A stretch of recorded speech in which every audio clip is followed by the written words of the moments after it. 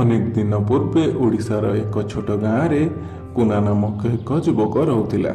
ସେ ଦେଖିବାକୁ ବହୁତ ସୁନ୍ଦର ଥିଲା। ଖାଲି ସୁନ୍ଦର ନଥିଲା, ବଳ, ବୁଦ୍ଧି ଓ ସାହସିକତା ପାଇଁ ଗାଁରେ ସମସ୍ତେ ତାକୁ ଭଲ ପାଉଥିଲେ। ତାଙ୍କ ଘରେ ସେ ଓ ତାର ବୁଢ଼ୀ ମା ରହୁଥିଲେ। କୁନାର ଘର ଗାଁରେ ହୋଇଥିବାରୁ ତାଙ୍କ ଗାଁ ନିକଟରେ ଏକ ଘଞ୍ଚ ଜଙ୍ଗଲ ଥିଲା। କିନ୍ତୁ ପୂର୍ବ କାଳରୁ ଗୋଟେ କଥା ରହିଥିଲା ଯେ ସେ ଜଙ୍ଗଲ ମଧ୍ୟରେ ଭୂତ, ପିଶାଚ ଏବଂ ରାକ୍ଷସ ଆଦି ରହୁଛନ୍ତି। ସେଥିପାଇଁ ଭୟରେ ଗ୍ରାମବାସୀ କେବେ ବି ସେ ଜଙ୍ଗଲ ମଧ୍ୟକୁ ଯାଇନାହାନ୍ତି। ସେ ଅତି ସାବଧାନତାର ସହିତ ଜଙ୍ଗଲ ମଧ୍ୟକୁ ପ୍ରବେଶ କରୁଥିଲା ଏବଂ ନିଜ ଚତୁଃପାର୍ଶ୍ୱରେ ବିଭିନ୍ନ ପ୍ରକାରର ଫୁଲ, ଫଳ, ପକ୍ଷୀ ଆଦି ସବୁକୁ ଦେଖି ବହୁତ ଖୁସି ହେଉଥିଲା। ଏମିତି କିଛି ବାଟ ଚାଲିଲା ପରେ କୁନାକୁ ବହୁତ ଭୋକ ଲାଗିଲା।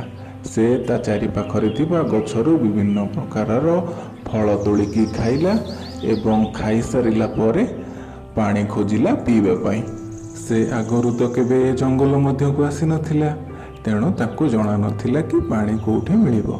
ଏମିତି ବହୁତ ସମୟ ପର୍ଯ୍ୟନ୍ତ ଖୋଜିବା ପରେ ତାକୁ ଏକ ଝରଣା ଦେଖାଗଲା ଏବଂ ସେ ଦୌଡ଼ି ଯାଇ ଝରଣା ପାଖରେ ପହଞ୍ଚି ପାଣି ପିଇବାକୁ ଲାଗିଲା। ସେ ପାଣି ପିଇ ସାରିବା ପରେ ଝରଣା ପାଣିର ପ୍ରତିବିମ୍ବରେ ଦେଖିଲା ଯେ ତା ପଛରେ କେହି ଜଣେ ଧଳା ପୋଷାକ ପିନ୍ଧିକି ଛିଡ଼ା ହୋଇଛି। ସେ ଏହା ଦେଖି ଭୟର ସହିତ ଖୁବ୍ ଜୋରରେ ଚିତ୍କାର କରିବାକୁ ଯାଉଥିଲା। ଠିକ୍ ଏହି ସମୟରେ ସେ ଧଳା ପୋଷାକ ପିନ୍ଧିଥିବା ବ୍ୟକ୍ତି ଜଣକ କହିଲେ, ହେ ଯୁବକ, ଡର ନାହିଁ, ମୁଁ ଏ ଜଙ୍ଗଲର ଦେବତା। ମୁଁ ତୁମର କୌଣସି ପ୍ରକାରର କ୍ଷତି କରିବି ନାହିଁ। ଭୟରେ ଏ ଜଙ୍ଗଲ ଭିତରକୁ କେହି ବି ମଣିଷ ଆସନ୍ତି ନାହିଁ। ତୁମେ ଆସିଥିବାରୁ ମୁଁ ତୁମ ଉପରେ ବହୁତ ଖୁସି। ଏହା କହିସାରିବା ପରେ ଜଙ୍ଗଲ ଦେବତା କୁନାକୁ ଧରି ପୁରା ଜଙ୍ଗଲ ବୁଲାଇଲେ ଏବଂ ତାକୁ ବିଭିନ୍ନ ପ୍ରକାରର ସ୍ୱାଦିଷ୍ଟ ଖାଇବା ଦେଲେ।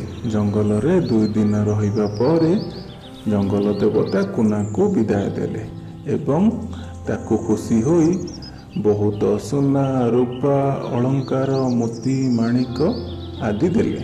ଜଙ୍ଗଲ ଦେବତାଙ୍କ ଠାରୁ ଆଣିଥିବା ସବୁ ଧନ ସମ୍ପତ୍ତି ଗାଁ ଲୋକଙ୍କ ମଧ୍ୟରେ କୁନା ବାଣ୍ଟିଦେଲା।